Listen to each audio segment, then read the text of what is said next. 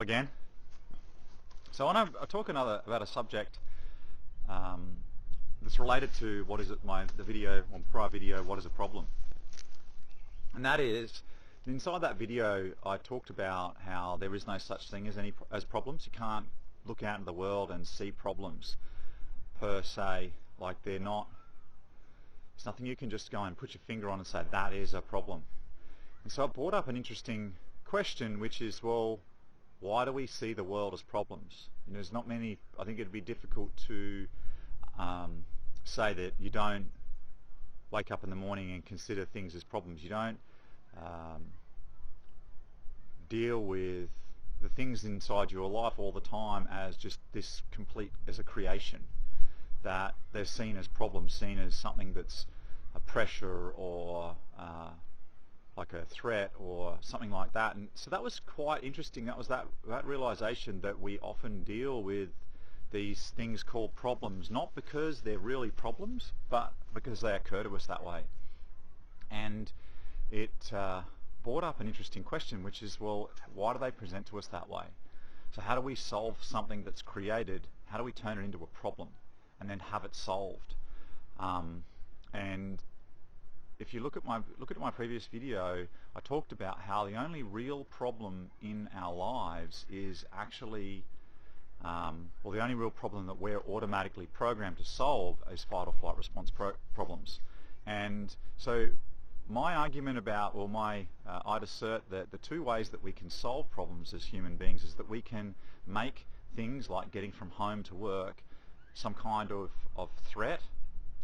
That might be, if we don't get to work, I won't have any money to pay the rent or to buy food. If I don't have a car, I won't be able to see my friends. If I don't have money, then I can't live my life. But so-and-so yelled at me, so they must be a bad person. There's this, or that, there's something I need to clean up, or I might be a bad person. There's this threat. There's this common thread of some kind of threat that we create around an event, whether that's an actual thing that we want to do. And it was really interesting to get that maybe what we're doing to solve these problems is leveraging this automated way in which we'll actually be able to, which we're able to actually solve them. This fight or flight response by turning a created thing that we want to, I guess, have in our lives, like getting from home to work, we turn it into a threat, and then our brain is actually able to solve it like a threat. It's a natural thing we're able to do.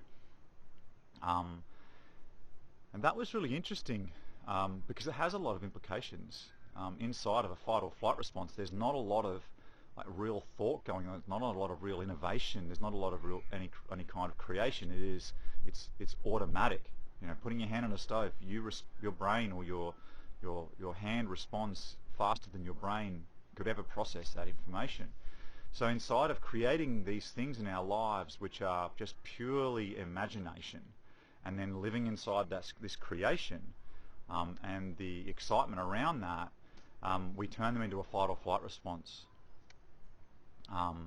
in an effort to get them solved and to leverage what we're programmed to be able to solve. The only other way to solve a problem is to see it as a creation, as everything that we're doing is creation. So getting from home to work could be, I've got all these choices every day. There's this creation inside of everything that we do other than those fight or flight responses. And that was interesting because we can have artificial intelligence do one or the other. And it's probably not a great idea if we have an artificial intelligence that has a fight or flight response, because then it needs to consider things as threats. Probably not a good idea for us to develop an omnipotent being that really only requires computing power and electricity to see things as a threat, and to create everything that it wants to create as a threat might not end well for humanity or the earth or goodness knows what. So creating artificial intelligence and having it learn that the problems it's solving are either created by it by its own imagination. They're just purely creation, and that the outcome isn't dire. There's no threat if the outcome isn't reached. That just taking the actions to solve this is just to create that,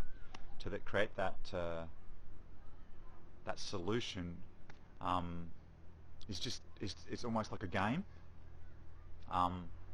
Would probably be a better thing, better idea for us to do this step after step after step after step to create this outcome that it's looking for.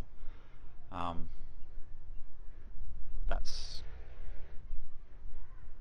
think that's a bit confronting even for myself. I think that I've definitely created things as threats before, and I think that's one of the reasons why I have to stop and think. It's a